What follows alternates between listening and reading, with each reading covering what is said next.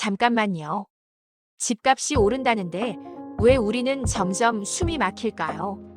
주가는 반등했다는데 통장은 왜 더 가벼워졌을까요? 혹시 돈이 사라진 게 아니라 돈의 힘이 조용히 빠지고 있는 건 아닐까요? 괜히 불안한 게 아닙니다. 지금 벌어지는 일은 개인의 선택 문제가 아니라 돈이 움직이는 규칙 자체가 바뀌고 있다는 신호거든요. 안녕하세요. 저는 세라예요. 오늘은 숫자 뒤에 숨은 진짜 이야기, 그리고 우리가 무엇을 준비해야 하는지 함께 짚어보려고 합니다. 요즘 뉴스만 보면 마음이 헷갈립니다. 집값이 다시 오른다. 주가가 살아난다. 바닥은 지났다. 이런 말들이 반복되죠. 그래서 조금 안심하려는 순간 현실은 전혀 다르게 느껴집니다. 장보는 비용은 늘고 여행은 부담스럽고 저축해둔 돈이 든든하지가 않습니다. 이 괴리는 어디서 나올까요? 답은 단순합니다. 자산 가격은 원화로 보는데 돈의 힘은 세계 기준으로 움직이기 때문입니다. 환율이라는 렌즈를 빼고 보면 우리는 절반만 보고 판단하게 됩니다. 2022년 초 원달러 환율은 1,100원 안팎이었습니다. 최근에는 1,470원 선을 오르내리고 있죠. 이건 같은 돈을 들고 있어도 바깥 세상에서 쓸 수 있는 힘이 20% 넘게 줄었다는 뜻입니다. 그래서 원화 기준 숫자가 올라도 체감은 더 팍팍해지는 겁니다. 강남 집값이 10% 올랐다는 이야기를 예로 들어볼까요? 겉으로 보면 분명 좋은 뉴스입니다. 그런데 같은 기간 화폐 가치가 20% 넘게 빠졌다면 달러 기준으로는 이미 손해일 수 있죠. 그래서 자산은 올랐다는 말과 우리는 가난해졌다는 느낌이 동시에 존재하는 겁니다. 이건 부동산만의 문제가 아닙니다. 주식도 똑같습니다. 코스피가 반등했다고 하지만 환율을 반영해 미국 시장과 비교하면 격차는 더 벌어졌습니다. 숫자는 회복인데 힘은 약해진 겁니다. 이 변화를 가장 직관적으로 보여주는 게 금입니다. 6년 전만 해도 금 한 그램은 4만 원대였습니다. 지금은 20만 원에 가까운 가격이죠. 같은 100만 원으로 살 수 있는 금의 양이 20g에서 5g으로 줄었습니다. 아무 일도 하지 않았는데 돈의 구매력이 4분의 1이 된 겁니다. 이쯤 되면 이런 생각이 들죠. 그래도 은행에 넣어두면 안전하지 않느냐고요. 이 질문은 너무나 자연스럽습니다. 부모 세대의 경험이 우리 머릿속에 그대로 남아있기 때문입니다. 부모 세대가 살던 시대를 떠올려 볼까요? 60년대, 70년대 한국의 예금 금리는 평균 20%를 넘었습니다. 80년대 초 재형저축은 40%에 가까운 금리를 줬죠. 그 시절에는 집을 사는 것보다 은행에 돈을 넣는 게 더 유리한 선택이었습니다. 왜 그랬을까요? 돈이 귀했기 때문입니다. 돈을 맡기면 값이 올라가는 구조였거든요. 그래서 저축은 위험이 아니라 기회였습니다. 하지만 지금은 완전히 다른 시대입니다. 시중은행 예금 금리는 2%대 중반에 머물러 있고 물가는 그보다 빠르게 오릅니다. 여기에 환율까지 더해지면 예금은 자산을 키우기는커녕 지키기도 버거운 도구가 됩니다. 이 변화의 핵심에는 인플레이션 구조의 전환이 있습니다. 많은 사람들이 2022년 이전까지 이렇게 말했습니다. 인플레이션은 일시적일 거라고요. 하지만 결과는 정반대였습니다. 미국 소비자 물가는 한때 연 9%를 넘었습니다. 왜 이런 오판이 나왔을까요? 지난 40년 동안 세계는 세계화라는 완충 장치를 갖고 있었습니다. 중국과 베트남 같은 나라들이 값싼 노동력을 공급하면서 돈을 풀어도 물가가 쉽게 오르지 않았습니다. 돈이 늘어나면 값싼 인건비가 그걸 흡수해줬거든요. 하지만 이 구조는 이미 무너졌습니다. 공급망은 정치와 안보의 영향을 받기 시작했고 공장은 다시 본국으로 돌아오고 있습니다.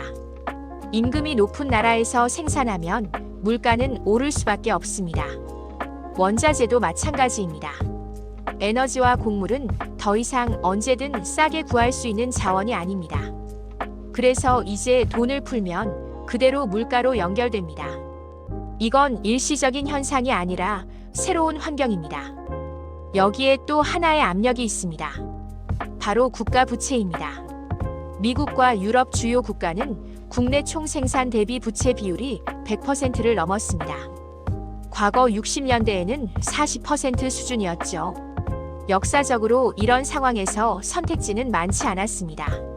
세금을 크게 올리거나 성장을 폭발시키거나 돈의 가치를 낮추는 방법입니다. 현실에서 가장 자주 선택된 건 마지막이었습니다. 그래서 인플레이션은 한 번으로 끝나는 사건이 아니라 반복될 가능성이 높아졌습니다. 이 과정에서 반드시 나타나는 현상이 있습니다. 돈이 어디로 먼저 가느냐는 문제입니다. 중앙은행이 돈을 풀면 그 돈은 국민에게 바로 가지 않습니다.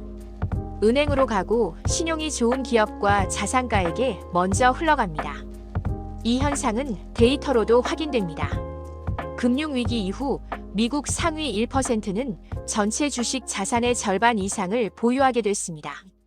반면 하위 90%는 자산 가격 상승의 혜택을 거의 받지 못했습니다.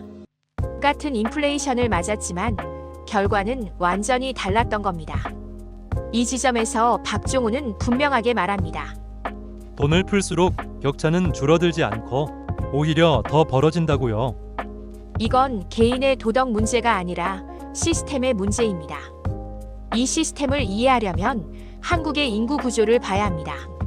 지금 40대, 50대 분들 중에는 이런 기억이 있는 분들이 많을 거예요. 한 교실에 80명이 빽빽하게 앉아 있었고 화장실에 가려면 책상 위를 밟고 점프하듯 지나가야 했던 시절 말이에요. 이 세대는 전쟁 이후 가장 많은 인구가 태어난 세대입니다. 젊을 때 열심히 일해번 돈을 은행에 맡겼고 그 덕분에 오랫동안 돈의 공급은 넘쳐났습니다.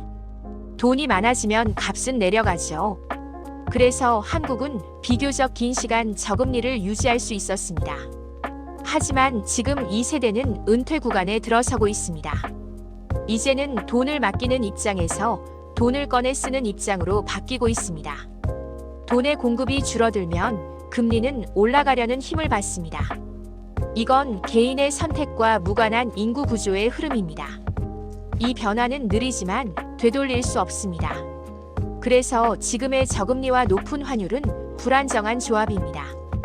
이 조합 속에서 자산의 순위는 다시 써집니다. 과거를 보면 힌트가 있습니다. 외환위기 이후 한국 기업의 순위는 크게 바뀌었고 글로벌 금융위기 이후 미국 기업들의 얼굴도 완전히 달라졌습니다. 위기는 고통이었지만 동시에 판이 바뀌는 시간이었습니다. 이쯤 되면 이런 질문이 나옵니다. 그럼 나는 뭘 해야 하느냐는 질문입니다. 저축이 위험하다는 말은 누구에게나 큰 공포를 줍니다. 그래서 중요한 건 공포를 키우는 게 아니라 방향을 제시하는 겁니다. 워렌 버핏은 이렇게 말했습니다. 물이 빠지면 누가 수영복을 입지 않았는지 드러난다고요. 지금은 아직 물이 차 있는 구간입니다. 유동성은 남아있고 자산 가격은 떠 있습니다. 하지만 물은 반드시 빠집니다. 그래서 지금 필요한 건 더 큰 욕심이 아닙니다. 수영복을 준비하는 겁니다. 한나라 통화에만 묶이지 않은 자산 구조, 무리한 빚이 없는 상태, 그리고 위기에도 숨을 쉴 수 있는 안전판입니다. 그럼 개인은 무엇부터 시작해야 할까요? 당장 투자를 바꾸라는 말이 아닙니다. 먼저 보는 눈부터 바꿔야 합니다. 개별 종목보다 금리, 환율, 통화량 같은 거시 지표를 보는 습관입니다. 중앙은행 발표를 확인하고 큰 나라의 정책 변화를 체크하고 자산이 왜 움직이는지를 이해하는 자료부터 접하는 겁니다. 박종훈이 강조하듯 이건 타이밍 게임이 아니라 구조를 읽는 게임입니다. 그래서 정리된 전자책이나 강의 같은 자료가 도움이 됩니다. 혼자 헤매지 말고 큰 흐름부터 잡아야 합니다. 저축을 전부 버리라는 말이 아닙니다. 저축은 여전히 필요합니다. 다만 전부를 맡기는 시대는 끝났다는 겁니다. 안전 자산과 달러 자산, 그리고 현금 흐름을 함께 고려해야 합니다. 이렇게 구조를 이해하면 막연한 불안은 대응 가능한 전략으로 바뀝니다. 지금은 겁먹을 시기가 아니라 준비할 시기입니다. 돈의 규칙이 바뀌는 시대에는 규칙을 아는 사람이 살아남습니다.